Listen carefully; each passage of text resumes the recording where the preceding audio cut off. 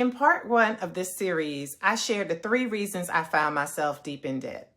The first was the programming, what I actually believed. The second was my lack of financial discipline. And the third was the lack of the identity that I had, which means I was trying to fill voids. If you haven't watched part 1 yet, I encourage you to go back and start there because today's conversation builds on that foundation. You may think that you may or may not fall into one of these categories. Either way, I want you to take some time to really think about your money and your beliefs about money, how they actually show up in your spending habits. Because your spending leaves a trail, and that trail reveals exactly what you believe. So today, I want to walk you through some of the actionable steps I took, steps that help me stop repeating the same mistakes over and over again and start moving in a completely different financial direction. The first step is awareness. You have to acknowledge that there is a program that you bought into. There is a program that indoctrinates us into the cycle of debt and excessive consumerism. And it's everywhere. It's in television, commercials, billboards, social media, advertisements, and even conversations that you hear about growing up. We are taught what success is supposed to look like. For example, we're encouraged to go to college so you can get a job and start your career. But what is minimized is the part where you agree to hundreds of thousands of dollars of debt to do it. Now, I'm not saying college is bad. I went to college. I learned a lot. I had a great time. And I was fortunate enough to have a scholarship. Most people don't. Instead, you might get student loans because that is normal and that is a path to go to college. But it's not the only way that you can go to college or even get educated. See, that is a belief system. So the first step is to acknowledge that this program and set of beliefs actually exist. Then you have to decide which program have you accepted. Is this program actually serving you? Is it getting you closer to your goals? Is it true? If it's not true, ask yourself, why do I believe it in the first place?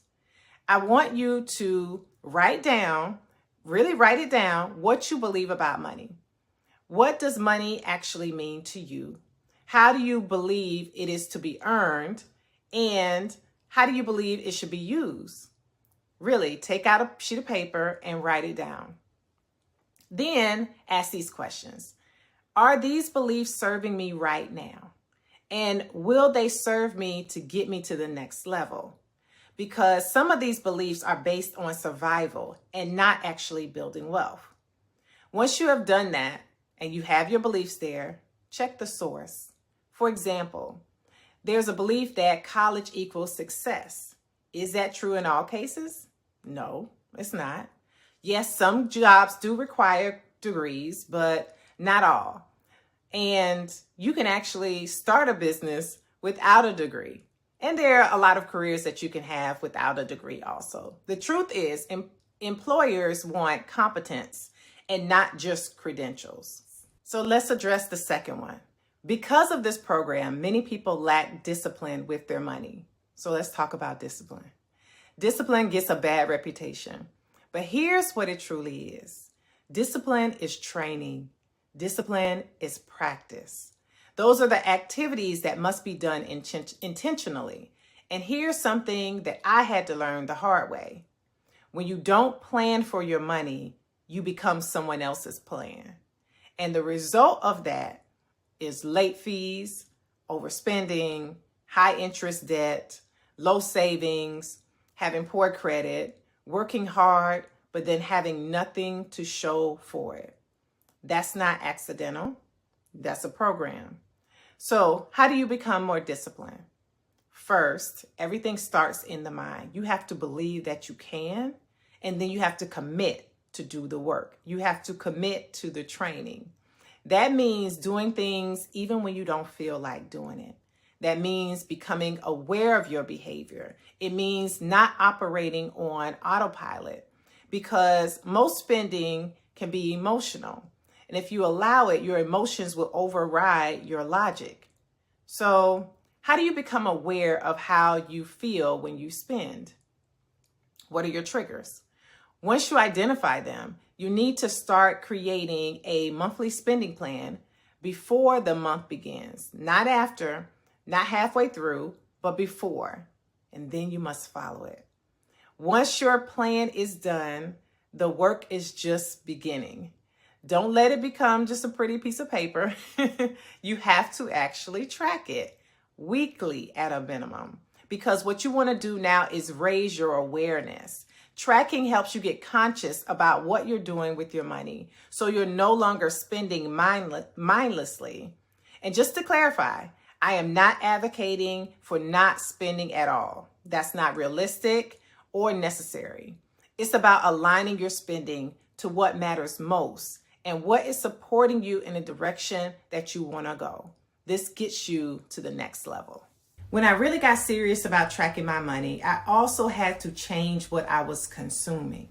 I intentionally started listening to financial content or wealth building content, because your thoughts create your actions, and what you focus on expands. So when you focus on building wealth, you start building. When you focus on buying, you start spending. It works in both ways. Now, let's talk about the third thing, which was the hardest part. It's the void. It's hard because it's invisible. It's something you can't really touch, and most are not even aware that it's at play.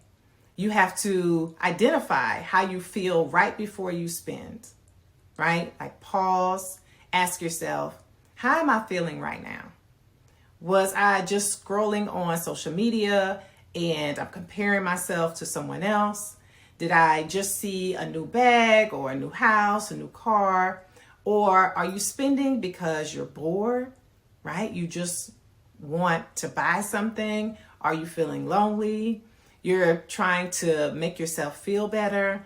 That's considered retail therapy. And I realized that no amount of stuff could really fill that void. I had to realize that I was already enough. So my belief is I'm a believer and I believe in Jesus Christ.